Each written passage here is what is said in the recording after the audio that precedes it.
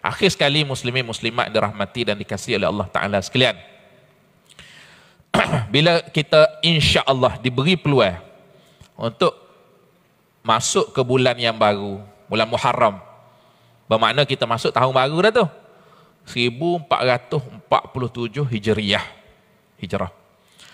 Masuklah ke tahun baru kita ni dengan satu keazaman yang baru, dengan jiwa yang baru.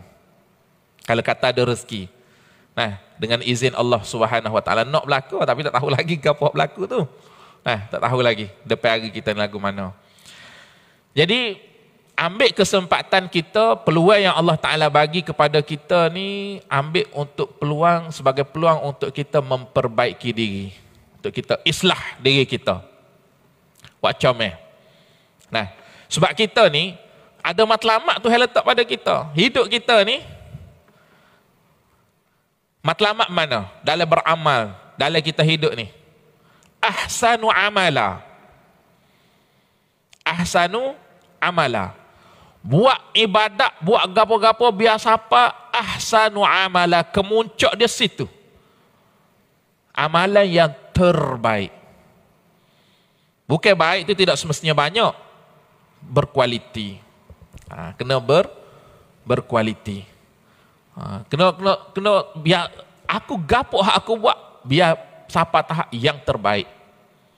Sebab Allah Ta'ala suruh kita, itu target yang Allah Ta'ala letakkan pada kita dalam beramal, dalam beribadah. Baik. Maka oleh kerana kita akan melangkah masuk kepada tahun yang baru ini, maka sebagaimana kita sebut, Zulhijjah bukan sekadar penutup bagi tahun dari segi kiraan takwimnya, maka begitu jugalah bulan Muharram ini bukan sekadar permulaan dari sudut takwim sahaja, tetapi permulaan keazaman kita untuk kita kata memulakan tahun tersebut dengan penghayatan yang sungguh-sungguh dalam pengibadatan kita kepada Allah Subhanahu Wa Ta'ala.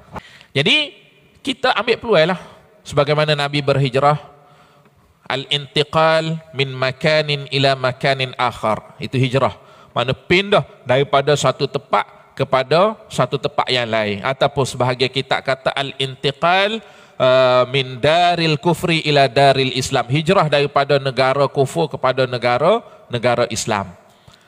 Maknanya di sebalik itu, daripada tempat yang buruk pergi kepada tempat yang baik.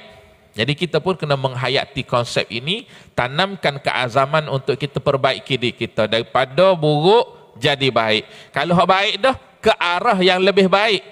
Jangan kita jadi baik ni kita serah cukup dah. Kita nak pula terbaik, lebih baik lagi daripada tu.